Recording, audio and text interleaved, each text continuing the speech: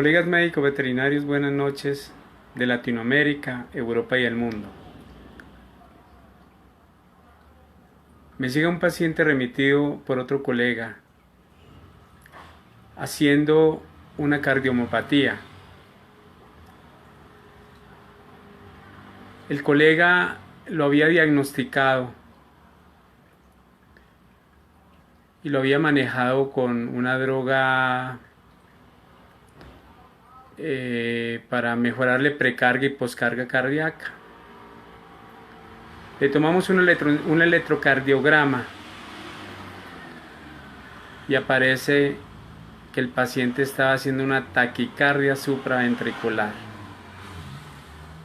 Hablo yo con uno de los colegas médicos veterinarios de la clínica y me dice: doctor Chica, entonces ¿qué le vamos a mandar a ese paciente? Y le dije: no, un momento, vamos a hacer lo primero que hay que hacer es mirar en dónde estamos parados y frente a qué paciente tenemos al lado, porque ese es un paciente en el cual el electro está marcando una taquicardia supraventricular. Tenemos que mirar si esa taquicardia supraventricular corresponde a un QRS estrecho o ancho, si es una taquicardia de la aurícula o es una taquicardia generada por el nódulo sinosal.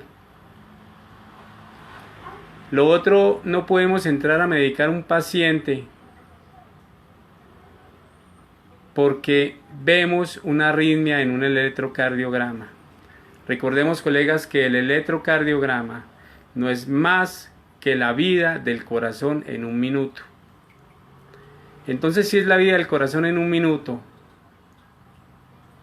tenemos que hacer un holter a este paciente.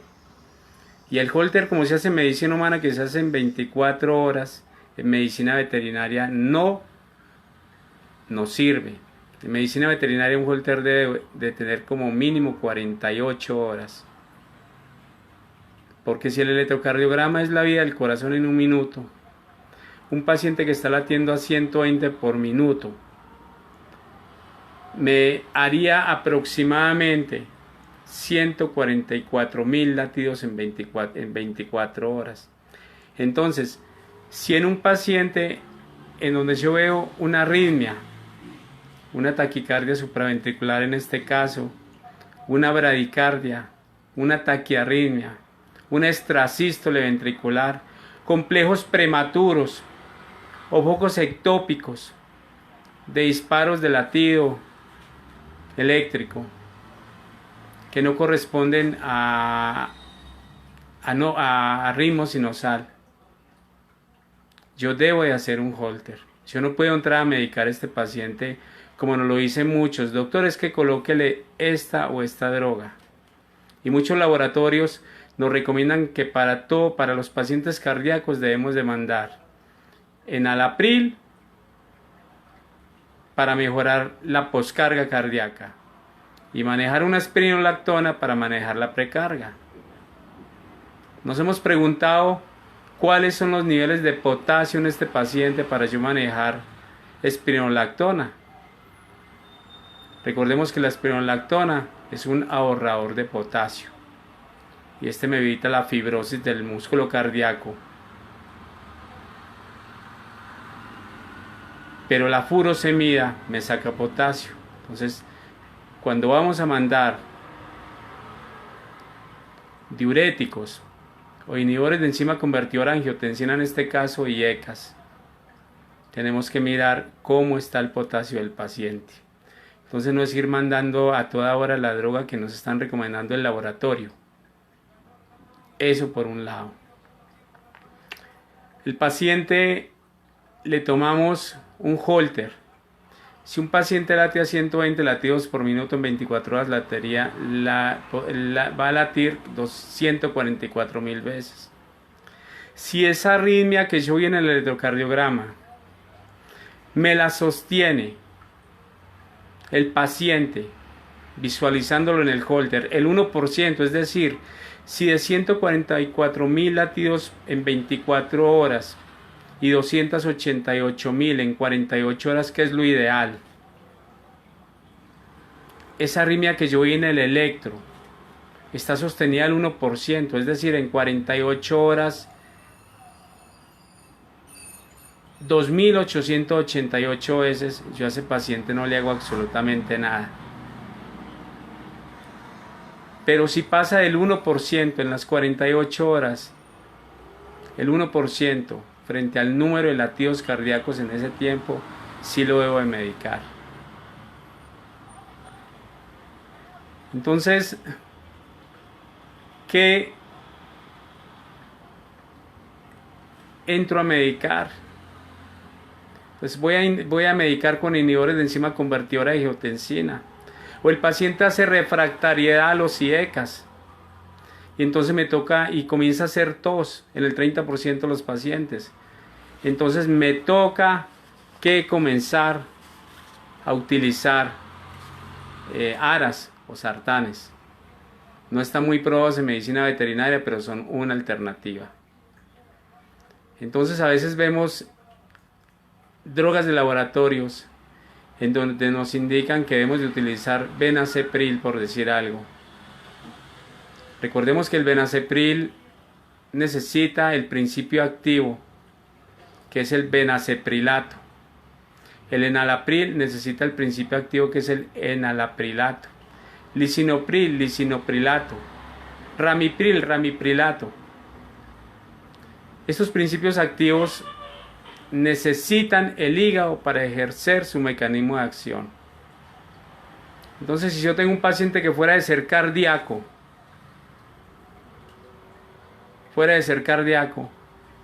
yo lo medico con IECAS de este tipo, y el paciente fuera de eso tiene una falla hepática, o es un paciente geriátrico, por sospecha, no debo de manejar este tipo de IECAS. Entonces debo de manejar un captopril en un paciente de estos. ¿Sí? ¿En qué momento utilizar espironolactona o utilizar una furosemida? Entonces yo debo de medir los niveles de potasio. Porque si el potasio está caído y el paciente me está haciendo una taquicardia, una taquipnea, yo no le puedo manejar una furosemida, porque este me va a acabar de sacar el potasio que hay y acabo de empeorar el paciente. Si el potasio está disparado y yo le manejo una espironolactona, ahorro potasio. Entonces puedo producir una bradicardia y puedo producir una parada cardíaca. Recordemos que el potasio es una de las drogas o de las medicinas que se utiliza en pacientes para cirugía cardiovascular, en donde se coloca potasio, se hace una parada de 15-20 minutos y se trabaja sobre el corazón. Entonces, colegas, no podemos ir medicando lo que nos dicen los laboratorios. Hay que tener criterio médico para no ir a tirarnos ese paciente. Quería hablarles un poquito sobre falla cardíaca aguda. La falla cardíaca aguda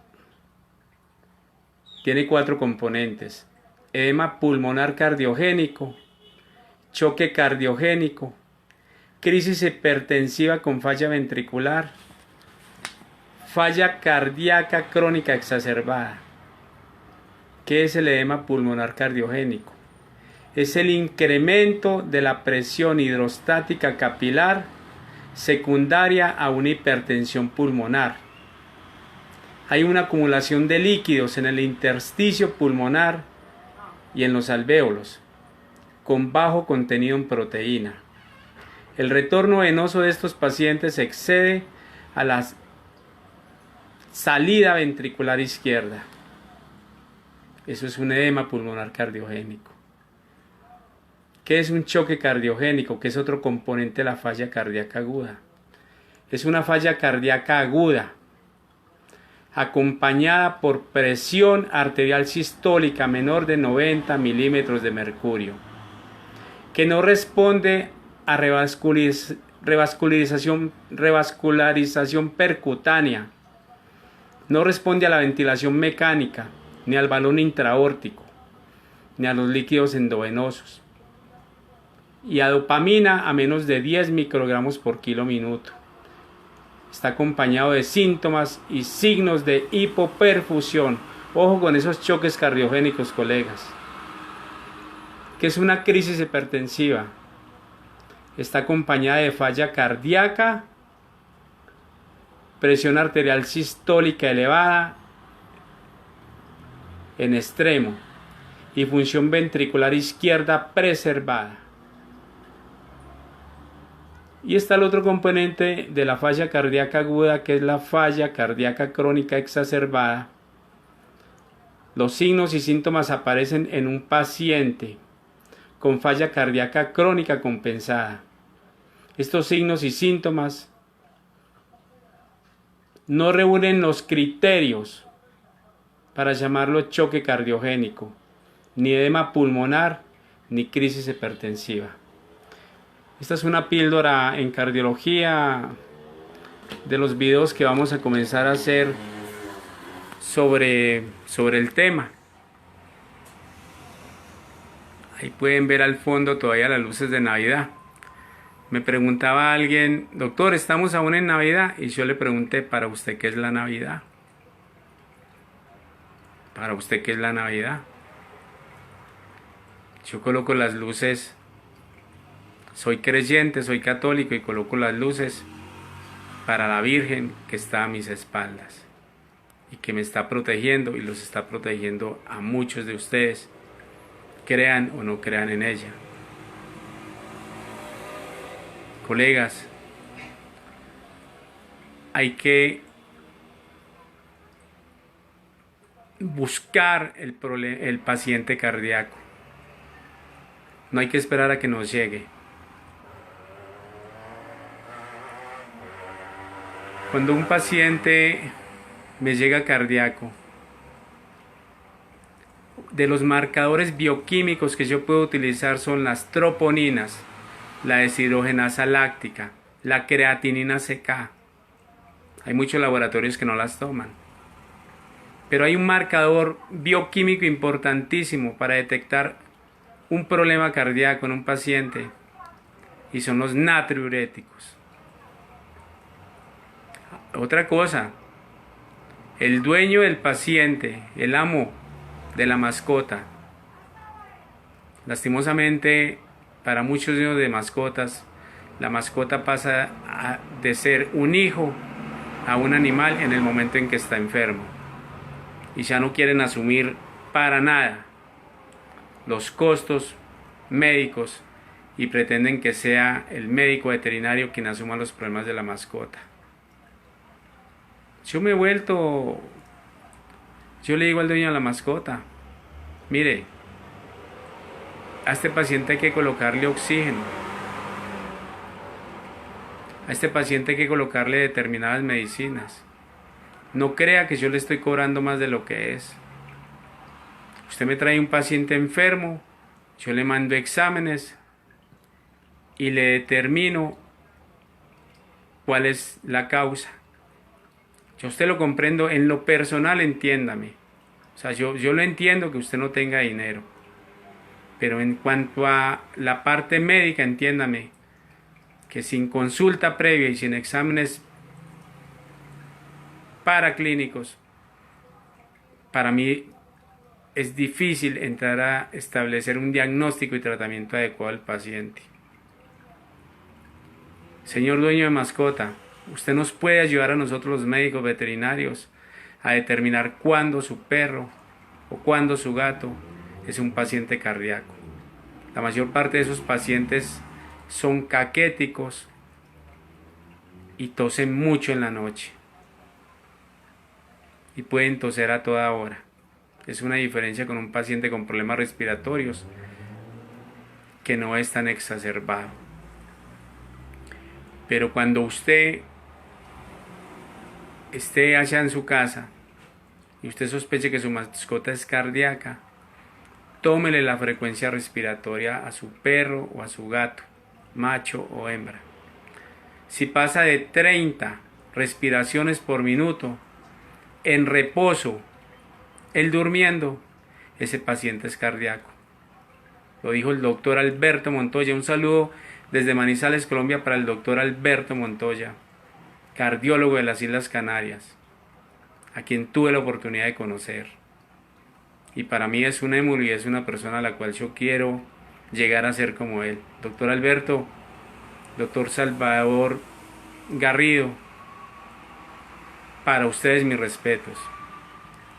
Doctor Carlos Mucha, doctor Javier Rodríguez de Ecuador, Carlos Mucha de Argentina, el doctor Salvador Álvarez Garrido de México, para ustedes mis respetos.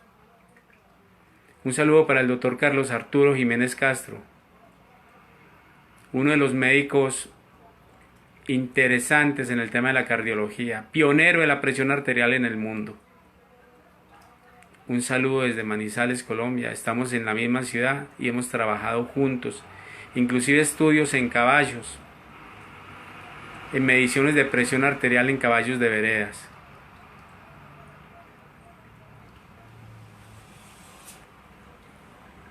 Doctor Carlos Arturo Jiménez Castro, mis respetos. Coautor del libro Enfermedades Cardíacas de Carlos Mucha, el colega argentino, con un tema de un álgido interés, presión arterial en pequeños animales. Los invitamos para que entren a YouTube y busquen presión arterial en pequeños animales. Allí estamos el doctor Carlos Arturo Jiménez Castro, el doctor César Augusto López Zuluaga y este servidor, hablando un poco sobre presión y pautas de cardiología. Y allí está mi perra Sacha. Es la modelo del video, presión arterial en pequeños animales. Un saludo para el doctor Jader Celis Ariza, el doctor Javier Hernández Prieto, el doctor Mauricio Castellanos, y para todos aquellos colegas que enaltecen y engrandecen la medicina veterinaria de Manizales, Colombia y el mundo. Recuerde, colega, su presentación personal es muy importante. Usted tiene que distinguirse del trabajador de la clínica, consultorio o almacén en donde trabaja. Un abrazo furtivo desde la distancia para todos los colegas. Un saludo grandísimo para el doctor Jair Celis Aliza, que vive preparándose constantemente y que nos regala la página de Medicina Veterinaria Práctica a la cual pertenezco también. Recuerden todos ustedes, somos médicos veterinarios latinoamericanos. Feliz noche. Doctor Chica, nos preparamos para salvar vidas, camino a la excelencia. Teléfono 311-502-1449. Este y todos los días estaremos en directo hablando sobre temas de interés que nos interesan a todos. Feliz noche, colegas.